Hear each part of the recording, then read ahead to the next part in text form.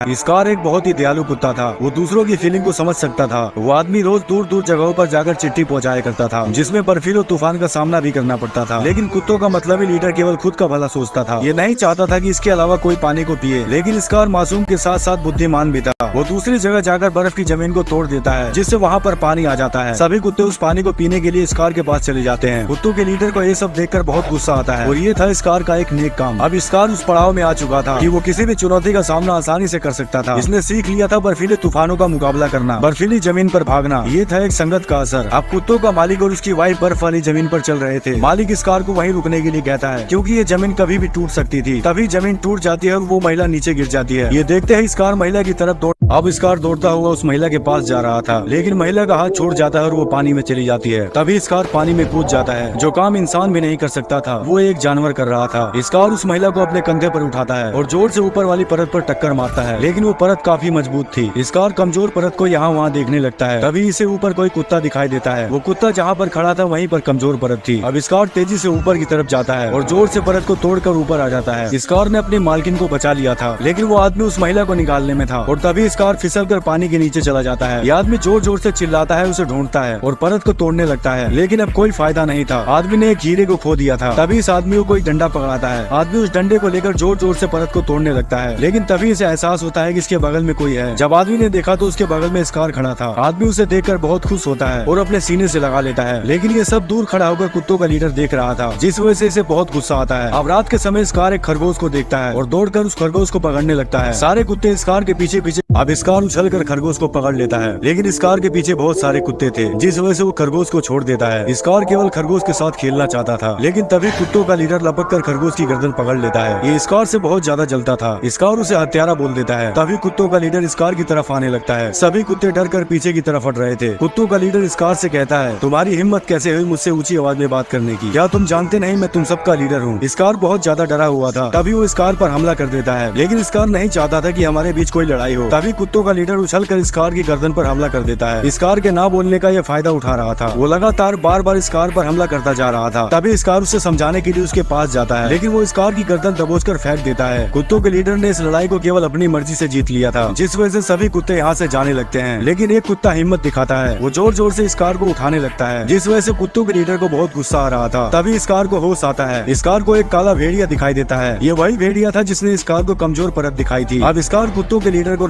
अब स्कार खड़ा होता है। वो तैयार था कुत्तों के लीडर से मुकाबला करने के लिए। सभी कुत्ते स्कार का नाम पुकार रहे थे। कुत्तों का लीडर स्कार की तरफ दौड़ता है। स्कार अपने पैर को जमीन पर पटकता है। वो उछलकर जैसे ही हमला करता है, स्कार घूमकर अपने जबड़े से उसकी गर्दन को दबोच लेता है और घुमाकर जमीन पर पटक देता है। स्कार ने कुत्तों के लीडर को एक ही बार में धूल चटा दी थी। सभी कुत्ते बहुत ज्यादा खुश थे। कुत्तों का लीडर शर्म से सर को झुकाकर यहाँ से चला जाता है। शायद वो लौटकर वापस फिर कभी नहीं आएगा। अब अगली सुबह यह आदमी कुत्तों के लीडर को आवाज लगा रहा था, लेकिन उसका कोई भी पता नहीं चल रहा था। सभी कुत्ते अपनी पोजीशन बनाकर खड़े थे। तभी वो आदमी नीचे गिर जाता है, क्योंकि अब स्कार कुत्तों में सबसे आगे दौड़ने वाला था। आदमी स्कार से कहता है, ये तुम्हारी जगह नहीं है, बल्कि तुम्हारी जगह सबसे पीछे है। लेकिन स्कार वहाँ से हिलने का नाम नहीं ले रहा था। आदमी उसे समझाता है, स्कार ये तुम नहीं कर पाओगे, इसके लिए तजुर्बा होना चाहिए। लेकिन आदमी नहीं जानता था कि स्कार अब पहले की तरह बिल्कुल भी नहीं है। वो स्कार को जबरदस्ती पकड़कर पीछे खड़ा कर देता है और दूसरे कुत्ते को आगे भागने के लिए कहता है, लेकिन वो कुत्ता आगे नहीं भागना चाहता था। वो भी यही चाहता था कि स्कार सबसे आगे भागे, और आखिर में ये आदमी हार मान लेता है। अब स्कार कुत्तों का लीडर बन चुका था। आदमी उसे सबसे आगे खड़ा करता है और उसके गले में पट्टा डालता है। स्कार चिल्लाकर सभी कुत्तों को तैयार रहने के लिए कहता है और स्कार अपनी पोजीशन बनाता है। सभी कुत्ते स्कार की तरह पोजीशन बनाते हैं। स्कार में वो साहस और जुनून दिख रहा था, जो एक सच्चे लीडर के अंदर दिखाई देता है। आदमी जैसे ही चिल्लाता है, सभी कुत्ते बड़ी ही रफ्तार से भागने लगते हैं, लेकिन स्कार उन सभी कुत्तों से अलग था। वो एक तूफान की तरह भाग रहा था। इस आदमी की गाड़ी पहली बार इतनी रफ्तार में भागी थी। स्कार भले ही एक कुत्ता था, लेकिन इसका जज्बा किसी शेर से कम नहीं था। आदमी स्कार से बहुत खुश था, लेकिन अचानक बर्फीले पहाड़ नीचे गिरने लगते हैं। आदमी स्कार को बताता है, लेकिन स्कार ने पहले ही देख लिया था। आदमी स्कार को बाईं ओर भागने के लिए कहता है, लेकिन स्कार सीधा भाग रहा था। तभी स्कार को वही काला भेड़िया दिखाई देता है, जो स्कार की हर बार मदद कर रहा था। उसी भेड़िए के नीचे एक सुरंग थी। स्कार घूमकर सुरंग की तरफ जाने लगता है। आदमी उसे सुरंग के अंदर जाने से मना कर रहा था, लेकिन स्कार अपने दिल की सुनता है और भागता हुआ शरीर से बर्फ को तोड़ता हुआ अंदर चला जाता है। स्कार के साथ साथ सभी कुत्तों ने भी बहादुरी दिखाई थी, और इस तरह स्कार सबको बचाकर सुरंग से बाहर निकाल लेता है। और इसे ही कहा जाता है एक जावा अब इस कार बर्फ को तोड़ता हुआ सुरंग के अंदर चला जाता है। इस कार के साथ साथ सभी कुत्तों ने बहादुरी दिखाई थी। इस कार ने सभी को एक नया जीवन दान दिया था, सबको बचाकर बाहर निकाल लिया था और इसे ही कहा जाता है एक सच्चा और महान लीडर। पोस्ट ऑफिस वाले कुत्तों की आवाज को सुन लेते हैं क्योंकि इस कार अपनी फुल रफ्तार में इन्हीं की तरफ आ रहा था। सिक्योरिटी सभी लोगों को एक तरफ कर रही थी क्योंकि उनकी रफ्तार बहुत ही ज्यादा थी। इस कार पोस्ट ऑफिस पहुंच गया था। महिला चिल्लाकर इस कार को रुकने को कहती है। इस कार तुरंत वहीं पर रुक जाता है, लेकिन बाकी के कुत्ते खुद को नहीं संभाल पा रहे थे। सभी लोग बहुत ज्यादा खुश होते हैं क्योंकि इन सभी की चिट्ठी इस कार की वजह से सबसे पहले पहुंच गई थी। ये आदमी इस कार की तारीफ करता है, कहता है इस कार मैंने तुम्हें लीडर बनाकर एक नेक काम किया है और तुम लीडर बनने के लायक भी थे। दुआ करता हूँ कि जिंदगी में और आगे बढ़ो। अब इस कार सभी को चिट्ठियां पढ़ते हुए देख रहा था, तभी इसको वही काला भेड़िया दिखाई देता है। भेड़िया असल में तो नहीं था, लेकिन फरिश्ता बनकर इस कार की हमेशा मदद करता था। इस कार उस भेड़िए से बहुत खुश था और भेड़िए को इज्जत देने के लिए वो भेड़ियों की आवाज में चिल्लाने लगता है, जिसे देखकर सभी कुत्ते इस कार की तरह चिल्लाते हैं। अब अगले सफर के लिए ये लोग फिर से निकल पड़ते हैं। तभी भागता हुआ एक बूढ़ा इनकी तरफ चिट्ठी लेकर आता। अब इस कार अपने अगले सफर के लिए निकल पड़ता है। सभी लोग तालियां बजा रहे थे, तभी एक बूढ़ा आदमी भागता हुआ इनके पास आता है, जिसे देखकर इस कार वहीं पर रुक जाता है, जिस वजह से ये आदमी गाड़ी से नीचे गिर जाता है क्योंकि इस कार उस बूढ़े आदमी को जानता था। बूढ़ा आदमी कहता है, क्या तुम लोग मेरी चिट्ठी लेकर जा सकते हो? ये चिट्ठी मेरे बेटे के लिए है। लेकिन ये लोग उसकी चिट्ठी लेने से मना कर देते हैं। तभी इस कार उस बूढ़े आदमी के पास जाता है और उसके हाथ से चिट्ठी लेकर उस महिला को दे देता है। वो महिला उस चिट्ठी को ले लेती है। आदमी कहता है कि हमारा लीडर इस कार ही है। बूढ़ा आदमी इस कार को शुक्रिया कहता है। इन दोनों की मुलाकात पहले ही हो चुकी थी। इस कार निकल पड़ता है अपने सफर के लिए और शाम के समय फिर से वापस आते हैं। तभी इस आदमी को एक चिट्ठी मिलती है जिसमें लिखा था कि तुम सभी कुत्तों को बेचकर हेडक्वार्टर वापस आ जाओ क्योंकि अब ऑनलाइन का समय आ चुका था। आदमी ने इस कार और सभी कुत्तों को बेच दिया था, लेकिन सभी कुत्ते बहुत निराश थे। सबसे ज्यादा निराश इस कार था। आदमी कहता है तुम सभी बहादुर कुत्ते हो और इस कार तुम कभी अपने हौसलों को कमजोर मत होने देना। ये पल मुझे हमेशा याद रहेंगे, लेकिन अभी के लिए अलविदा मेरे बहादुर इस कार। आदमी यहाँ से चला जाता है। इस कार उस आदमी को दर्द भरी नजरों से देख रहा था। इस कार की किस्मत में किसी का भी प्यार नहीं लिखा था।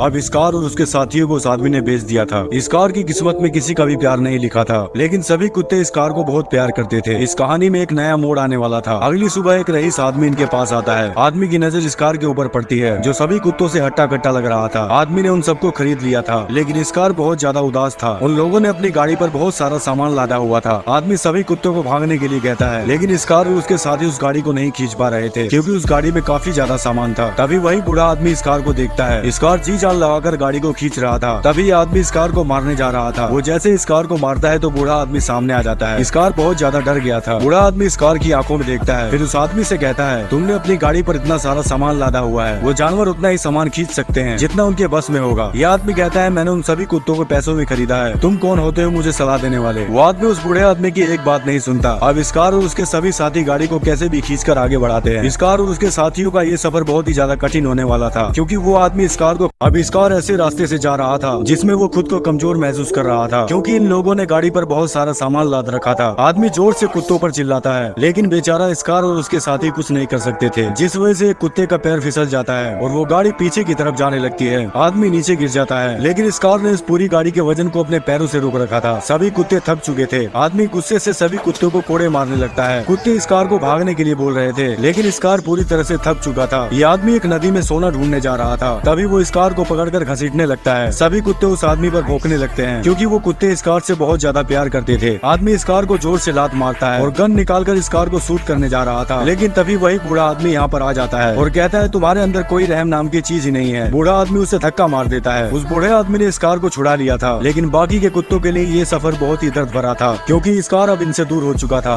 उस गाड़ी को वो कुत्ते खींच कर ले जा रहे थे और ये बूढ़ा आदमी इस कार को अपने साथ लेकर चला जाता है। इस कार को पूरे 2 दिन बीत चुके थे, उसे अभी भी हो। अब इन कुत्तों का लीडर इस कार इनसे दूर हो चुका था। अब से इनको अकेले ही सफर को पूरा करना होगा। बूढ़ा आदमी इस कार को अपने साथ लेकर चला जाता है। इस कार को पूरे 2 दिन हो चुके थे, उसे होश नहीं आ रहा था, लेकिन तीसरे दिन इस कार को होश आता है। उसने देखा वो अपने दोस्तों के साथ नहीं था। इस कार घर से बाहर निकलकर अपने दोस्तों को ढूंढने लगता है। बूढ़ा आदमी बताता है, तुम्हारे दोस्त लौटकर वापस नहीं आएंगे। अब से तुम्हारा ना कोई दोस्त है और ना ही कोई मालिक। अब बूढ़ा आदमी बार में ड्रिंक करने आता है। बाहर इस कार भी आ चुका था। इस कार बूढ़े आदमी को बाहर से देख रहा था। तभी वही आदमी अंदर आकर बूढ़े आदमी को मारने लगता है। ये वही आदमी था जिसने इस कार को गधे की तरह इस्तेमाल किया था। तभी इस कार खिड़की तोड़कर उस आदमी को दबोच लेता है। इस कार जानता था कि ये वही आदमी है। बूढ़ा आदमी इस कार को शांत रहने को कहता है। तभी होटल का मालिक उस आदमी के पास गन देख लेता है और उसे होटल से बाहर कर दिया जाता है। अब रात के समय आदमी ड्रिंक कर रहा था, लेकिन इस कार को ये सब बिल्कुल भी अच्छा नहीं लग रहा था, जिस वजह से इस कार बोतल को उठाकर बाहर फेंक देता है। आदमी इस कार को बताता है, आज मेरा बेटा जिंदा होता तो वो भी तुम्हारी तरह ही करता जो तुमने आज ये सब किया। अब अगली सुबह आदमी एक नक्शा निकालता है। ये नक्शा उसी सोने अब इस कार और बूढ़ा आदमी दोनों निकल पड़े पड़ते हैं उसी नदी की तरफ। स्कार ये नजारा देखकर बहुत ज्यादा खुश था। स्कार को फिर से एक अच्छा साथी मिल चुका था और यह आदमी उसी बूढ़े आदमी के घर आता है। इसे वही सोने वाली नदी का नक्शा मिल जाता है। स्कार ने ऐसी जगह पहले कभी नहीं देखी थी। दोनों उस नदी के पास आ चुके थे। तभी इस आदमी को नदी में एक सोने का टुकड़ा मिलता है। आदमी उस सोने के टुकड़े को देखकर बहुत ज्यादा खुश होता है और वो स्कार को दिखाता है। स्कार भी पानी में सोना ढूंढने लगता है। तभी स्कार पानी से एक बड़ा सा सोने का टुकड़ा निकालता है, लेकिन वो आदमी स्कार की तरफ नहीं देख रहा था, जिस वजह से स्कार टुकड़े को फेंक देता है। अब स्कार किसी जानवर को देखता है और भागकर उसका पीछा करने लगता है, लेकिन आगे चलकर उसे एक रास्ते में भालू मिलता है। स्कार उस भालू से बहुत ज्यादा डर रहा था। तभी वो दूसरे रास्ते से उस जानवर का पीछा करने लगता है। स्कार को जंगल में एक भेड़िया मिला था। ये एक मादा भेड़िया थी और यहीं से स्कार की लव स्टोरी शुरू होती है। स्कार रात के समय उसी भेड़िए को याद कर रहा था। स्कार को उस भेड़िए से प्यार हो चुका था। अगली सुबह स्कार उन्हीं भेड़ियों के पास जाता है। ये भेड़िए एक सुअर का शिकार करने वाले थे, लेकिन तभी एक भेड़िए का पैर फिसल जाता है और वो पानी में डूबने लगता है। सभी भेड़िए उस भेड़िए को बचाने के लिए उसका पीछा कर। अब स्कार कूदकर भेड़िए के पास जाता है और अपने दांतों से लकड़ी को बाहर खींचने लगता है, लेकिन तभी लकड़ी टूट जाती है। स्कार हार मानने वालों में से नहीं था। वो लकड़ी के नीचे घुसकर लकड़ी को अपने कंधों पर उठा लेता है और बाहर की तरफ खींचने लगता है। स्कार में अभी भी वो जोश और जुनून बाकी था। स्कार उस भेड़िए को बचा लेता है। सभी भेड़िए स्कार को ध्यान से देख रहे थे। अब स्कार भेड़ियों का दोस्त बन चुका था। मादा भेड़िए से स्कार को प्यार हो चुका था। स्कार पूरा दिन भेड़ियों के साथ खेलता था और बूढ़े आदमी के लिए खाने के लिए मछली लाता था। स्कार केवल रात के समय इस बूढ़े आदमी के पास आता था। आदमी कहता है, स्कार तुमको अब नए और अच्छे दोस्त मिल चुके हैं और तुम्हारे पास अब समय भी नहीं रहता कि मेरे साथ कुछ समय बिता सको। लेकिन स्कार बिल्कुल भी नहीं बदला था। वो अपनी इस जिंदगी को खुलकर जीना चाहता था। अगली सुबह वही मादा भेड़िया स्कार को बुलाने आती है। बूढ़ा आदमी कहता है कि देखो स्कार, तुम्हारा प्यार तुम्हें बुला रहा है। स्कार भेड़िए के साथ चला जाता है। धीरे धीरे समय बीत रहा था और अब स्कार भेड़ियों के परिवार का हिस्सा बन चुका था, लेकिन ये आदमी बिल्कुल अकेला हो चुका था। अब बूढ़ा आदमी यहाँ से जाने का फैसला करता है। वो कहता है, स्कार मुझे अब चलना होगा। मैं जानता हूँ कि तुम्हें थोड़ा दुख हो रहा होगा, लेकिन तुम्हारे पास तो। अब स्कार बहुत ज्यादा उदास था क्योंकि अगली सुबह ये बूढ़ा आदमी यहाँ से चला जाएगा। स्कार यहाँ से चला जाता है और उसी मादा भेड़िया से मिलता है। स्कार आज की रात इसी के साथ बिताने वाला था और यहाँ बूढ़े आदमी को कोई आवाज सुनाई देती है। ये देखने के लिए बाहर जाता है, तभी कोई गोली चलाता है जिससे लालटेन गिरकर टूट जाती है। स्कार ने गोली की आवाज को सुन लिया था। बूढ़े आदमी के घर में आग लग गई थी। यहाँ वही आदमी आ चुका था। बूढ़ा आदमी धीरे से दरवाजे को बंद करता है और उसकी बंदूक को पकड़ लेता है। दोनों लड़ते हुए बाहर जाते हैं, लेकिन वो आदमी बूढ़े आदमी को शूट कर देता है। बूढ़ा आदमी अब कुछ भी नहीं कर सकता था। वो आदमी इस बूढ़े आदमी से सोना मांगता है। बूढ़ा आदमी अपनी जेब से सोना निकालकर उसे दे देता है, लेकिन फिर भी ये बूढ़े आदमी को मारने जा रहा था। तभी स्कार दहाड़ता हुआ उस आदमी की बंदूक पर कूद जाता है। स्कार को एक मौका मिल गया था अपना बदला लेने का, लेकिन वो आदमी अपने हाथ में एक डंडा उठा लेता है। स्कार उस डंडे को देखकर बहुत ज्यादा डर रहा था क्योंकि स्कार ने ऐसे ही डंडे से पहले मार खाई थी। वो आदमी जैसे ही स्कार पर हमला करता है, स्कार अपने दांतों से डंडे को पकड़ लेता है और डंडा खींचकर उस आदमी को अपनी पीठ पर उठाकर आग में फेंक देता है। इस तरह से स्कार अपना बदला ले लेता है। स्कार का ये एक और आखिरी नेक काम था। ये दोनों बीती